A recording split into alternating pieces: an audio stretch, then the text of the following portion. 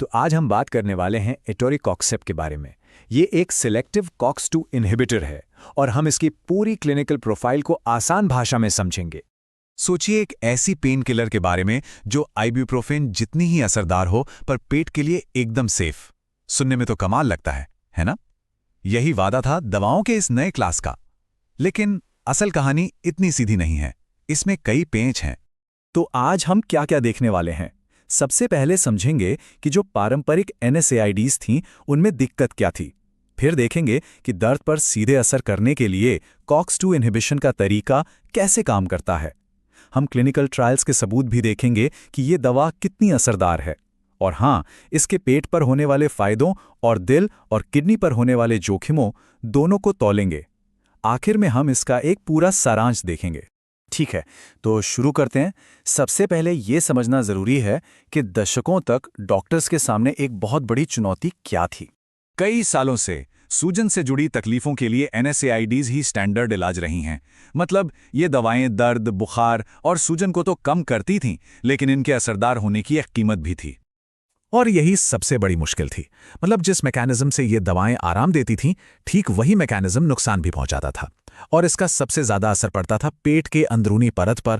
अब इसी दुविधा के चलते रिसर्चर्स एक बेहतर, एक ज्यादा सटीक समाधान खोजने में लग गए और यहीं से जन्म हुआ दर्द से राहत के एक नए, ज्यादा टारगेटेड तरीके का, जो कॉक्स-2 इन्हिबिशन के साइंस पर आधारित था। अब यहाँ कहानी दिलचस्प हो जाती है। वैज्ञानिकों ने पाया कि असल में दो अलग अलग तरह के कॉक्स एंजाइम होते हैं। कॉक्स-1, जिसे हम हाउसकीपिंग एंजाइम कह सकते हैं, जो पेट की परत जैसी जरूरी चीजों को बचाता है, और दूसरा है कॉक्स-2, जो सूजन, दर्द और बुखार के लिए जिम्मेदार है। इस खोज ने ही एक नई रणनीति का दरवाजा खोल दिया। तो लक्ष्य एकदम साफ था, हमें सिर्फ बुरे वाले यानी कॉक्स-2 एंजाइम को ब्लॉक करना था, जो सूजन पैदा करता है, और अच्छे वाले यानी कॉक्स-1 को छोड़ देना था ताकि वो पेट की हिफाजत करता रहे। एटोरिकॉक्सेप को ठीक इसी काम के लिए बनाया गया था। थियरी तो सुनने में बहुत अच्छी लगती है ना? लेकिन असली सवाल यह है कि क्लिनिकल ट्रायल्स में इसका परफॉर्मेंस कैसा रहा। तो चलिए अब सीधे सबूतों पर आते हैं और देखते हैं कि ऑस्टियोआर्थराइटिस के एक बड़े ट्रायल में एटोरिकॉक्सेप ने कैसा काम किया। ये एक बहुत ही महत्वपूर्ण स्टडी थी, एक randomized double blind placebo control trial. इसमें एटोरिकॉक्सेप की सीधी टक्कर सबसे आम पारंपरिक NSAIDs में से एक आइबुप्रोफेन से कराई गई। इस स्टडी को बहुत सख्ती से डिजाइन किया गया था। इसमें एटोरिकॉक्सेप को न सिर्फ प्लेसिबो यानी एक डमी दवा से, बल्कि आइबुप्रोफेन की हाई डोज से भी कंपेयर किया गया ताकि असली असर पता चल सके। और नतीजे काफी चौंकाने वाले थे।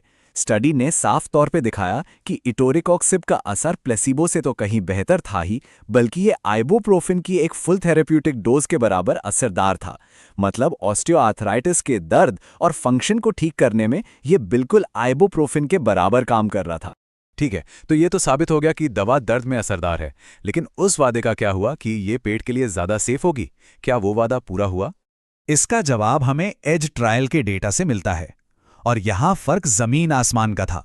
एटोरिकॉक्सेप लेने वाले मरीजों में पेट की दिक्कतों की वजह से दवा बंद करने की नौबत डिक्लोफेनाक लेने वालों के मुकाबले आधे से भी कम थी।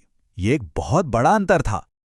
लेकिन कहानी में एक और मोड़ था। पेट को तो बचा लिया, पर इस चक्कर में शरीर के दूसरे हिस्सों में कुछ नई चिंताएं उभरकर सामने आ गईं। और ये चिंताएं जुड़ी थीं दिल से।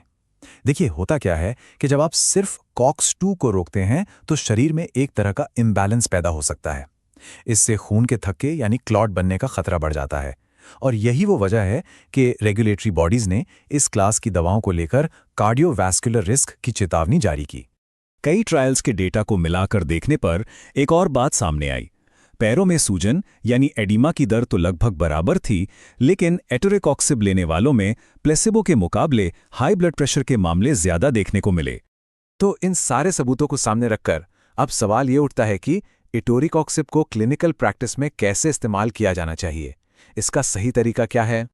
अमेरिकन हार्ट एसोसिएशन का बयान इस पर काफी रोशनी डालता है। वो साफ साफ कहते हैं कि जिन मरीजों को पहले से दिल की बीमारी है, उनमें एटोरिकॉक्सेप को पारंपरिक NSAIDs जितना सुरक्षित मान लेना एक बड़ी गलती होगी। ये एक बहुत बड़ी चेतावनी है। तो बात बिल्कुल साफ है, रिस्क और बेनिफिट का हिसाब लगाना होगा।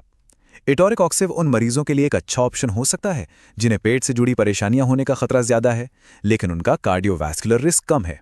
और जिन लोगों को पहले से इश्कीमिक हार्ट डिजीज या कोई दूसरी वैस्कुलर बीमारी है, उनके लिए ये दवा बिल्कुल नहीं है। तो इसका प्रैक्टिकल तरीका क्या है? एक 4 स्टेप की चेकलिस्ट।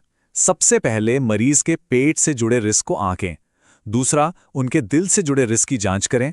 तीसरा, हमेशा सबसे कम असरदार डोज से शुरुआत करें। और चौथा, जितने कम समय के लिए जरूरी हो बस उतने ही समय के लिए दवा दें। ये पक्का करने के लिए कि हर मरीज के लिए फायदे नुकसान से कहीं ज्यादा हैं। इटोरिकॉक्सिब की पूरे कहानी हमें मॉडर्न फार्माकोलॉजी का एक बहुत जरूरी सबक सिखाती है। ये हमें एक गहरे सवाल पर सोचने को मजबूर करती है।